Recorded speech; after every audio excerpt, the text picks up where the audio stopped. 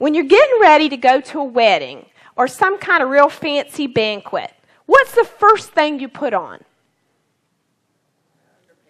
Underpants. Oh, come on, girls. I hope so. I don't want to sit by you if you're not. Okay.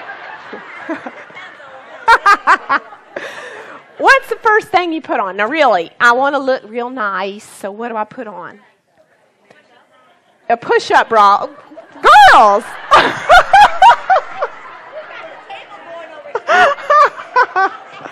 Okay. The answer I was looking for is Spanx, the 21st century form of girdle, right? Some kind of a body shaper so that it doesn't all hang out, you know. All right, we want a firm foundation of support. Okay? Now, that's for our bodies. But for our spirits, you know what that firm foundation of support is? Gratitude. Our thanks spanks. We need to put on our thanks spanks first thing in the morning. And, you know, I have a wonderful little tool to help us do that. But if you start out the day, you know, anxiety is usually the result of counting everybody else's blessings except your own. Have you ever thought about it that way? And a way to remember to count your own blessings is called the hand rule. I love it. Everybody hold up your hand, all right? And what you do is you poke up one finger and you think of one blessing. Everybody got one blessing? Poke up second finger. Think of two blessings. Now 3. Then 4. And 5 blessings. Think of every time you begin to worry. You put up your hand and you count 5 blessings. And then you lift your palm over and you lift it up to the Lord. And you say, thank you for my blessings. Okay, the hand rule. Remember the hand rule. Number 6. Tool number 6. Morph worry into prayer. Now, this is one that I've been developing and working on. It's a tough one for me because I'm a worrywart of the largest degree. But who wants to be a wart? Not me and not you. All right, so I've been working on this for a long time. And what I've discovered is worry is not productive. Not productive. Prayer is productive. Prayer is the nerve that innervates the hand of God. Okay, so what I've done is I start in my rolling cathedral. That's what I call my car. And I keep this little pad in here. And I actually have one for my car and one for my purse. And it is my prayer pad. And I keep all of my prayer requests in there. And when I'm in bad traffic or I'm starting to feel that road rage trying to, you know, bubble up and ready to spew out, well, I've learned how to replace road rage with prayer and praise. And I pull out my little prayer pad and I start praying about things as I'm sitting there. And I add things and I write down God's answers to previous prayers because that's important. That's His track record. And we need to remember that because that's what helps us develop what I call miracle memory. It's like muscle memory. You know how you practice something over and over again, and that's how your muscles learn how to do it, right? I'm an OT, an occupational therapist, and we know a lot about that in my profession. That's the way athletes learn the pitcher learns how to hum it in there right in that inside of that plate every time when he needs it. And the little gymnast learns how to do her back handsprings and land on that 4-inch balance beam every time. Muscle memory. Practice does make perfect. That's what miracle memory is. The more that we learn, get it in our heads that God is there for us, that He has answered these prayers. He's performed everyday miracles in our life over and over and over. And here's the proof right here.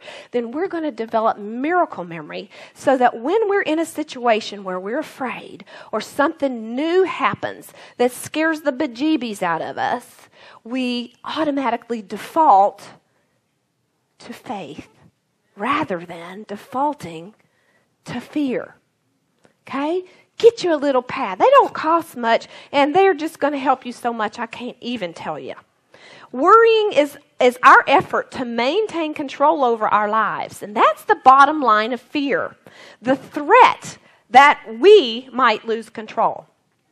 When we worry, we keep our fingernails clutching to every shred of our lives because underneath it all, we're afraid to relinquish complete control to the Lord. Why? Because things might not turn out the way we want them. Are you hearing me? Do you feel it? It's so true. But you know what? We have to remember that if Papa God really is in control, things will always turn out the way He wants them to. Maybe not the way we want them to, but they will always turn out the way He wants them to. Thinking we're in control, it's just an illusion. We've never been in control, and we never will be in control. And that's a frightening thought for many of us, especially us control people. You know, face it, sister, you have no control over what creaks in the night, over what others think of you, over whether that other driver will start texting just as your daughter's car approaches, the longevity of your internal organs, when your loved ones will be called to eternity, or a dozen other situations that you can think of. You can't control what God does or doesn't do because He is God.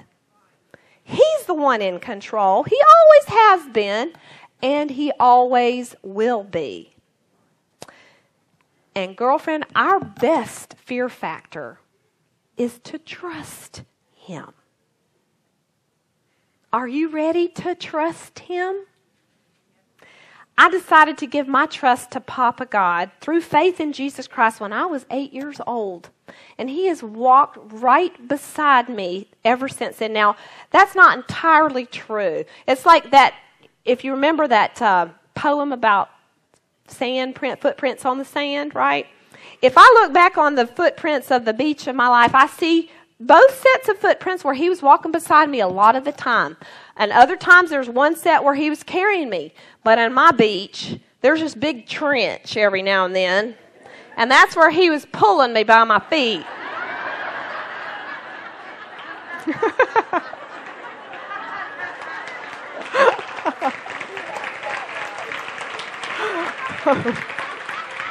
And I'll bet some of you, my Choco girlfriends, have some trenches back on your beach too.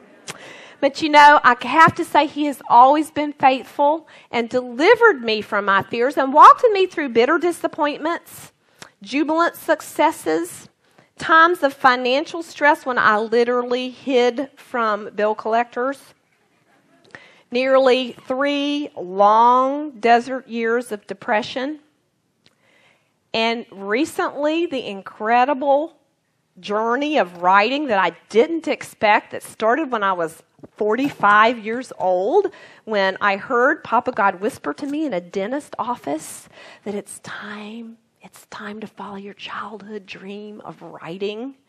Girls, I am the poster child for it's never too late to chase those dreams that Papa puts in your heart.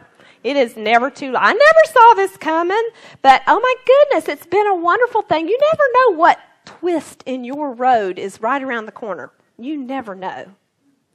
But you know what? It's trust that lets us follow those twists and to go where Papa God leads. I love the analogy that Dr. James Dobson uses for trust and faith. He says, faith is standing on the bank watching the tightrope walker getting ready to cross Niagara Falls pushing a wheelbarrow.